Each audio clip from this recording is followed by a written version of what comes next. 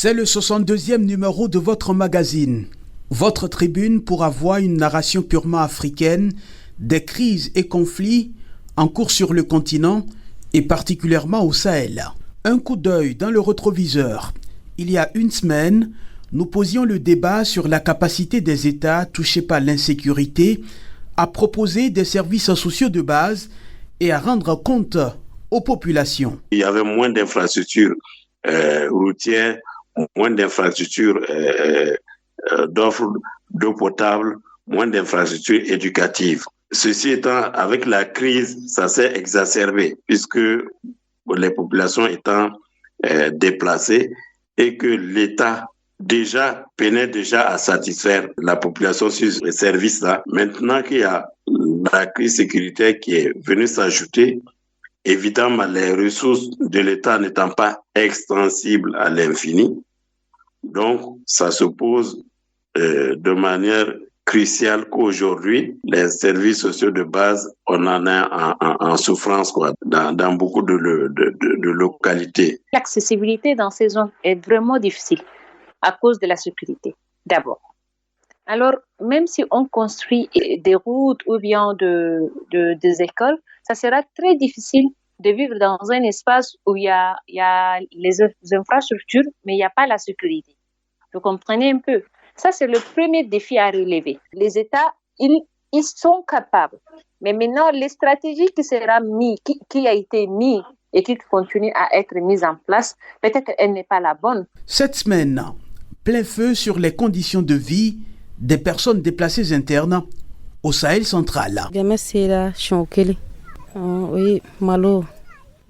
Nous avons eu de l'aide une fois. C'était une tine de riz et 7 boîtes, ainsi que du maïs de la même quantité, et aussi 5 litres d'huile. Ce que nous voulons, c'est surtout de la nourriture. De quoi manger parce que nous n'avons rien.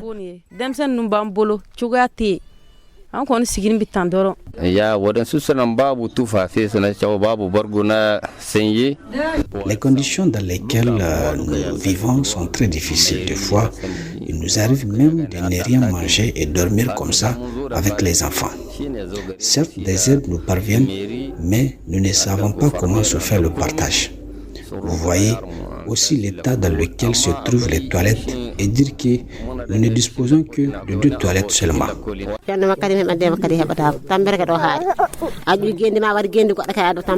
Nous vivons dans une situation extrêmement dure. Nous n'avons rien à manger. Mais c'est Dieu seul qui pourrait soulager nos souffrances. Nous sollicitons les personnes de bonne volonté à nous apporter d'aide, surtout sur le plan sanitaire et alimentaire.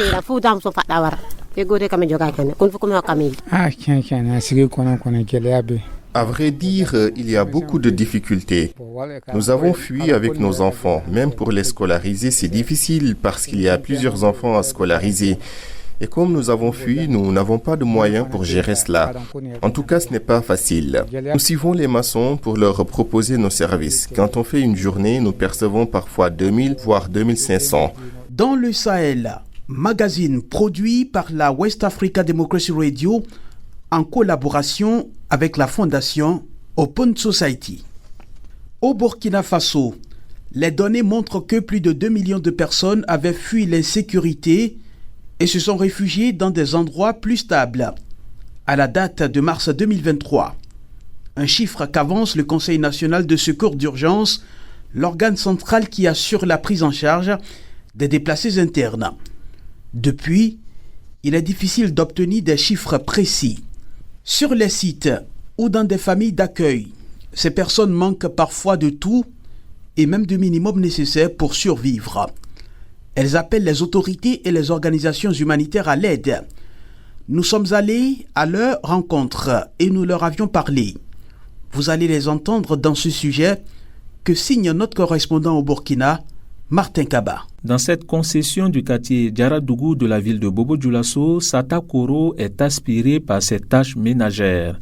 La jeune femme vit ici avec sa famille depuis le mois de janvier 2024. Avant de se réfugier dans la capitale économique, elle a vécu des exactions dans son village menées par des groupes armés terroristes. C'est la crise qui est arrivée chez nous aussi. Nos récoltes ont été saccagées, ainsi que tout ce que nous avions comme provision. Il y a eu aussi des morts. 3 membres de la famille de mon époux ont été tués dans cette histoire. Donc, nous sommes ici dans cette souffrance. Nous nous débrouillons. Difficile pour cette famille de se loger, s'alimenter et couvrir les autres besoins primaires. Dans ce secteur de la capitale économique, aucun site de déplacés n'est installé par les autorités. Les arrivants se retrouvent dans des familles d'accueil ou en location. Les réalités sont identiques. En plus des besoins primaires, Inoussa Soré peine à scolariser ses enfants. À vrai dire, il y a beaucoup de difficultés. Nous avons fui avec nos enfants. Même pour les scolariser, c'est difficile parce qu'il y a plusieurs enfants à scolariser. Et comme nous avons fui, nous n'avons pas de moyens pour gérer cela. En tout cas, ce n'est pas facile. Face à l'adversité, les infortunés se retrouvent contraints de développer des initiatives pour subvenir à leurs propres besoins et ceux de leur famille. C'est le cas de Inoussa qui s'est lancé dans la maçonnerie journalière. Nous suivons les maçons pour leur proposer nos services. Quand on fait une journée, nous percevons parfois 2000 voire 2500. Et c'est ce que nous utilisons pour nous débrouiller en attendant. Ces déplacés internes sont donc dépendants des dons et aides venant des autorités, les organisations humanitaires et les personnes de bonne volonté. Sauf que depuis son arrivée dans la ville de Bobo Dioulasso, Sata dit n'avoir reçu de vivre qu'une seule fois. Nous avons eu de l'aide une fois. C'était une tine de riz et 7 boîtes, ainsi que du maïs de la même quantité, et aussi 5 litres d'huile. Ce que nous voulons, c'est surtout de la nourriture. De quoi manger parce que nous n'avons rien. À la date du 31 mars 2023, le Burkina Faso comptait plus de 2 millions de déplacés internes à travers le pays. Les déplacés sont en majorité des femmes, des enfants et des personnes âgées dépourvues très souvent du minimum nécessaire pour la subsistance. Une situation préoccupante pour Dafra Sessanou, leader de la société civile dans la ville de Bobo Dioulasso. Le déplacement d'une population quittée, en tout cas son domicile, sa terre natale, pour une autre région. Et moi, je crois que personne ne peut vivre ça dans la joie. Voilà, ça, c'est vraiment une douleur. C'est très dommage. C'est très dur. C'est un coup très dur. Voilà. Donc, la question des déplacés est une question vraiment très, en tout cas, délicat. L'aide humanitaire est organisée et centralisée par le ministère en charge de l'action humanitaire. Au-delà de l'État central, elle est menée par des ONG, institutions internationales, des associations, mais aussi des personnes de bonne volonté. Sur place, cette aide consiste à recenser les besoins des infortunés et leur apporter l'assistance nécessaire. Abdoulaye Bazier, chef de service social communal de Tiefora dans la région des Cascades. Nous venons en aide aux personnes déplacées internes à travers les abris d'urgence que nous réalisons, les vivres. Il y a des kits spécifiques que nous donnons, notamment les kits AME, les kits d'urgence, les kits d'hygiène. Quand vous prenez par exemple au niveau de la famille, nous essayons aussi d'élaborer des mini-projets, des micro-projets et nous proposons aussi de déplacer au niveau des projets et ONG pour qu'on puisse les assister, pour qu'ils puissent mener des AGR, des activités génératrices de revenus. Le souhait de ces déplacés internes est surtout le retour dans leurs localités respectives. Le gouvernement assure que c'est le cas présentement. Selon le dernier point dressé fin 2024 par le Premier ministre Jean-Emmanuel Ouédraogo, 1 million de déplacés sont retournés dans leur village. Ils sont en phase de réinstallation. De retour de Bobo Dioulasso, Martin Kaba, West Africa, Démocratie Radio. Les attaques de groupes armés non étatiques continuent au Niger voisin aussi. Elles poussent les populations à fuir vers des endroits plus tranquilles. Dans le même temps, celles qui ont peur de se faire attaquer se déplacent également. La vie est dure pour ces populations avec le retrait du pays de plusieurs organisations humanitaires. Je rappelle que la Croix-Rouge est la dernière organisation à avoir été priée par le pouvoir militaire de quitter le pays. Là aussi, l'une de nos équipes a enquêté. Suivez la moisson collectée avec Murtala Zouberou. Dans ce camp de déplacés internes du quartier Gelzodi d'Ottawa, nous rencontrons Abdraman Ali, qui a trouvé refuge sur ce site depuis bientôt 4 ans. Ici, Abdraman et sa famille vivent dans des conditions très difficiles.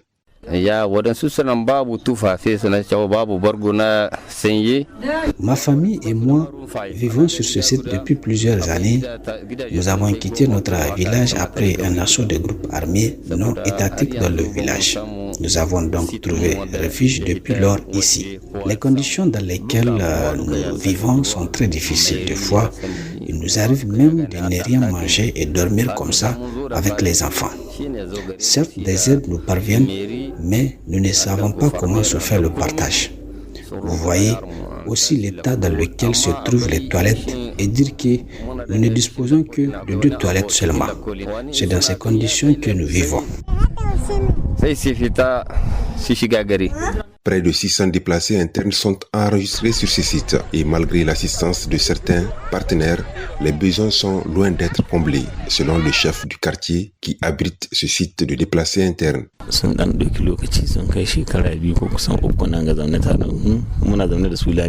Vous voyez, c'est tout un monde ici et les gérer n'est pas du tout facile. Les aides que nous apportent les partenaires n'arrivent pas à couvrir le besoin de ces personnes déplacées internes de ce site. Et souvent, les bénéficiaires se bagarrent lors du partage, mais nous essayons quand même de maîtriser la situation. Ici, vous remarquez également, les partenaires ne se manifestent pas comme avant. Et nous ne disons pas qu'ils ne fournissent pas de fonds, certes, mais ils peuvent encore mieux faire, en nous accompagnant à bien prendre en charge ces personnes déplacées internes. Dans cette logique, les organisations de la société civile d'Ottawa multiplient des initiatives pour porter assistance à ces personnes déplacées internes. Salifou Bako, le coordonnateur des organisations de la société civile de la région d'Ottawa. Pour ce qui est de la ville d'Ottawa, nous les avons placés au niveau des 2 arrondissements, arrondissement communal 1 et arrondissement communal 2. Avec l'appui des partenaires financiers comme le PAM, l'OIM et autres.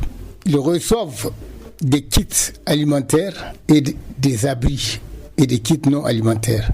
Et puisque c'est des déplacés internes, ils ont un appui pour ce qui est de l'élevage. Donc on leur donne des petits ruminants, des vaches et des chèvres ou des brebis pour continuer leurs activités. Depuis 2014, le Niger est touché par de multiples crises sécuritaires ainsi que des désastres naturels récurrents qui ont causé le déplacement de centaines de milliers de personnes à l'intérieur du pays. Difa, Maradi et Tillabéri sont les régions les plus touchées par ces phénomènes. De Niamey, Murtala Zouberou pour West Africa, Démocratie Radio. La gestion de la crise des déplacés au Niger n'est pas une mince affaire. Nous avons discuté avec le coordonnateur du mouvement citoyen Tournons la page pour la ville de Niamey, Moussa Moudi, que je vous prie d'écouter. Qui parle de droits humains doit aussi voir cet aspect des choses. C'est vrai, on n'en parle pas beaucoup, la situation des déplacés. Aujourd'hui, c'est devenu une monnaie courante, surtout avec la persistance de ces attaques terroristes. Partout, des familles entières qui quittent leur milieu naturel pour se retrouver ailleurs, sans assistance, sans abri. L'État n'est pas toujours là. Alors, ces populations, si je prends le cas de celle de Baroua, c'est des gens qui avaient quitté depuis 5 ans. Depuis, pour certains, un peu plus pour d'autres. Moussa Moudi, coordonnateur du mouvement citoyen Tournons la page pour la ville de Niamey. Au Mali, le nombre de personnes déplacées internes ne cesse de s'accroître. La matrice de suivi des déplacements de mai 2024, publiée par l'OIM, l'Organisation internationale pour les migrations, rapporte que 330 713 personnes sont déplacées à l'intérieur du Mali, soit 87 623 ménages. Ces personnes vivent dans des conditions difficiles.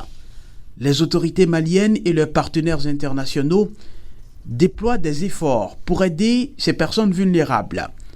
Enquête d'une équipe de la WADR dont Aliou Cham s'en fait l'écho.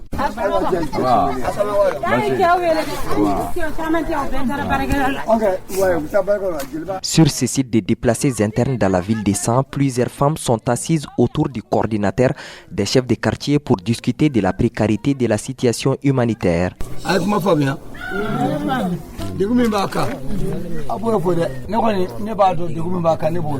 Parmi elles, Fanta Kone qui a dû fuir après une attaque d'envergure d'un groupe armé non étatique.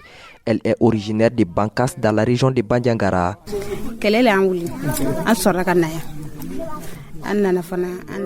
Ce sont les hommes armés qui ont attaqué mon village, poussant plusieurs familles à fuir. À leur arrivée, ils ont sémé la terreur. Des personnes âgées et des enfants ont été tués. Nous avons donc été contraints d'abandonner tous nos biens. Et depuis, je me suis retrouvée en situation de personnes déplacées dans la ville de San.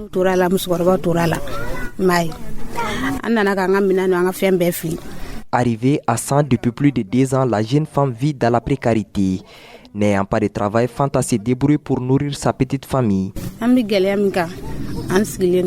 Nous rencontrons énormément de difficultés ici. Tous nos biens dépendent de nous-mêmes, qu'ils soient sanitaires ou l'alimentation. Nous nous débrouillons avec le peu qu'on parvient à avoir pour assurer ses besoins. Une situation difficile également pour Hourietou Koulibaly, une autre déplacée. La vieille dame profite de notre passage pour solliciter l'appui des bonnes volontés.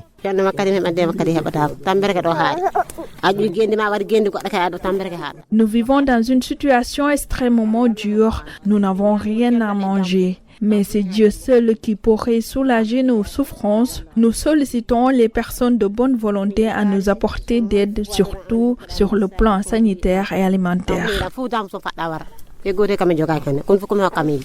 Un peu plus loin de là, vit Fousséni Djibo dans des habitations inachevées.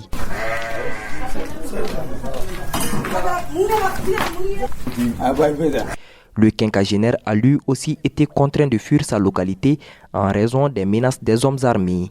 Et depuis, ces difficultés ne cessent de s'accumuler. Mon village a été vidé de tous ses habitants. Nous avons fui en laissant tous nos biens derrière nous. Depuis que je suis arrivé ici, regardez, j'ai qu'un seul habit et je ne le lave que pendant la nuit. Nos conditions de vie sont extrêmement difficiles. Aujourd'hui, la ville de San accueille plus de 5000 personnes déplacées internes. Des organisations non gouvernementales s'activent pour apporter un soutien aux personnes déplacées internes. Kola Yaya Touré, chargé de collecte des dons pour les personnes déplacées internes. Il y a des ONG qui les soutiennent à travers des formations et des appuis dans des activités génératrices de revenus. Ces organisations ont formé plusieurs jeunes à la maçonnerie, la plomberie mécanique, entre autres. Aujourd'hui, grâce à ce projet, certains parviennent à travailler et gagner leur vie. Des femmes ont bénéficié également des projets générateurs de revenus. Selon les dernières estimations du Bureau de coordination des affaires humanitaires des Nations Unies, le Mali compte plus de 378 000 personnes déplacées internes, confrontées à une situation sécuritaire volatile et humanitaire accrue. En attendant la mise en œuvre du plan de réponse du gouvernement malien estimé à près de 490 milliards de francs CFA, les personnes déplacées espèrent voir leurs souffrances s'abréger. Des retours de sang dans le centre du pays, Aliou Cham pour la West Africa Democracy Radio. D'autres camps de déplacés maliens sont également dans le viseur des organisations humanitaires. On en discute avec Sanogo Nyanya Sen, la chargée des programmes de WANEP Mali. La situation est vraiment précaire. Vu seulement, on les voit sur vraiment des tas d'ordures, ce qui est déplorable vraiment pour une situation de déplacés. Si on prend le plan sanitaire, la situation est vraiment précaire. Vu aussi sur le plan là où ils vivent, ils sont dans les camps qui ne sont pas sécurisés, qui ne sont pas vraiment propres pour leur situation. Et on ne peut même pas parler vraiment sur le plan esthétique, là où ils vivent dans les petites cases. Il y a 20 personnes qui peuvent vivre dans ces petites cases et c'est déplorable. Donc la situation est vraiment mal au point, assez qu'une personne vivante peut vivre dans ces conditions. Nous-mêmes, en tant que WANEP, nous les avons apporté vraiment des vivres pour leur permettre de se nourrir correctement. Vu qu'ils sont nombreux dans les camps, donc c'est une situation qui les sont vraiment défavorables. Ils sont exposés à ces maladies. On les a demandé si on peut vraiment leur faire même déplacer de ces camps-là pour qu'ils puissent avoir des espaces plus larges. Mais ils ont dit qu'ils ne peuvent pas se séparer. Ils veulent être, tout le monde veut se mettre ensemble. Donc ça sera difficile de faire déplacer quelques-unes dans un autre endroit. Sanogo Nyanya Sen, chargé des programmes de WANEP Mali. Nous terminons avec ce cri de cœur en faveur d'une prise en charge adéquate des personnes déplacées internes, cri de cœur que lance Massiré Diop, journaliste malien travaillant sur les questions sécuritaires. Le déplacement, ce n'est jamais facile. Le déplacement, c'est surtout dans le contexte dans lequel cela intervient. Parce que vous avez ces déplacés qui viennent complètement démunis, qui sont dans le désordre le plus total, qui sont frustrés et parfois même qui sont traumatisés. Parce qu'ils quittent là-bas après avoir assisté à des scènes assez douloureuses. Donc c'est pour dire tout simplement que on doit beaucoup plus faire attention à ces personnes déplacées pour ne pas que l'endroit où ils viennent soit aussi un endroit qui peut leur permettre de renforcer davantage la frustration qu'ils ressentent. On est au Mali et l'une des valeurs cardinales vraiment qu'on reconnaît le Mali, c'est surtout l'hospitalité, c'est surtout l'entraide, c'est surtout la solidarité. Donc c'est l'occasion pour lancer un appel à toutes les bonnes volontés de se manifester également, de ne pas laisser se déplacer à eux-mêmes. Nous avons vu comment le site de déplacés de Faladié a été traité avec les attaques du 17 septembre dernier. Beaucoup de yeux étaient rivés sur ce lieu pour dire que ça abrite. Et tout ça, c'est pour dire tout simplement que il ne faudrait pas qu'on laisse ces personnes totalement à leur sort. Il faut qu'on les assiste, il faut qu'on les soutienne, il faut qu'on montre à leur égard un peu plus de solidarité et de compassion. Massiré Diop, journaliste malien travaillant sur les questions sécuritaires. Ce numéro de votre magazine Dans le Sahel, qui en est à sa 2e saison, s'achève. Nous avons fait le point sur les conditions de vie des déplacés internes au Sahel central. Magazine réalisé avec le soutien de la Fondation Open Society, que vous pouvez écouter quand vous voulez sur wadr.org. Réagissez à ce que vous venez d'écouter sur notre page Facebook WADR Service Français ou écrivez-nous à l'adresse mail wadr@wadr.org. Notre numéro de téléphone, un numéro WhatsApp, est bel et bien disponible. Plus 221 77 569 77 72. Plus 221 77 569 77 72. Gardez la forme.